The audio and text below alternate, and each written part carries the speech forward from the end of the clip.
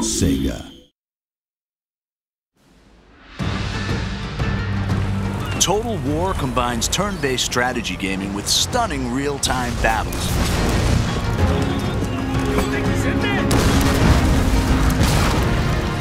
Players take command of nations, armies, and generals as they battle for ultimate victory. With breathtaking detail and unparalleled historical accuracy, Total War allows the player to recreate and change the course of history.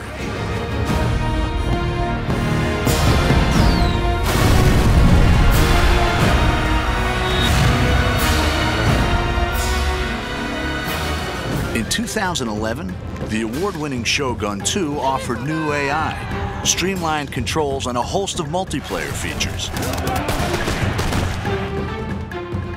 In the Fall of the Samurai standalone expansion, the Creative Assembly have created the largest expansion pack ever for a Total War game. It's taken us into areas we've never been to before with Total War. It's getting closer and closer to the modern era. I think it's exciting because it's the latest any Total War game has ever been to the modern day, the closest any Total War game has been to the modern day. And with that brings a lot of really interesting different game features, a lot of scope in terms of how fast the game moves and how quickly your armies are deployed across the map, how many different types of units are available. Set 300 years later than the original game, The Fall of the Samurai sees the clash of traditional samurai culture with the explosive power of the early modern world.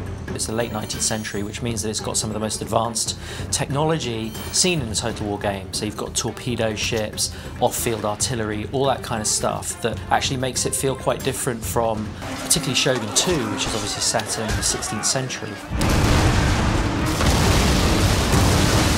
This industrial age is the most recent period ever covered in a Total War game, offering new game mechanics to please and challenge fans. I mean, Japan actually started to build railways in this period or slightly afterwards. Railways on the campaign map have quite an important strategic influence in that they allow you to move armies incredibly quickly. So as you capture more and more of the territory of Japan, you can move your armies around very effectively, and it's really important for bringing your best troops to the front. Fall of the Samurai doesn't require the original Shogun 2 game, and easy-to-follow tutorials will show new players how to command the action. It's a standalone expansion, so it's not a game add-on as such, in that you need the original game in order to play it, but it's a fully standalone version of the game itself. The game begins with the Boshin War in 1869, a dramatic turning point in Japanese history.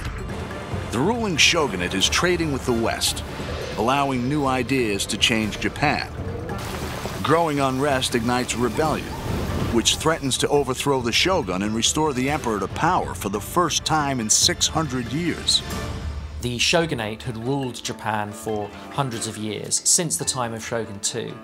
But people were getting more and more agitated as the shogunate kind of opened up Japan to foreign influence. And so there was a movement called Revere the Emperor, Expel the Barbarians. And it eventually sort of boiled up into full-blown rebellion where whole domains rise up and try and overthrow the shogunate. The player chooses a clan and decides whether to remain loyal to the shogun or to fight for the emperor. Every clan has their own unique strengths and challenges, civilian, diplomatic, or military. Each faction within an allegiance has its own clan trait, which gives it a very specific play style. Like you might have one who is more open to modernization or trade, in which case they'll have access to cheaper modern units, more money from trade with Western powers, or you may have some who are just the opposite. In the next trailer, we'll find out how the campaign and the real-time battles have been reimagined and redefined.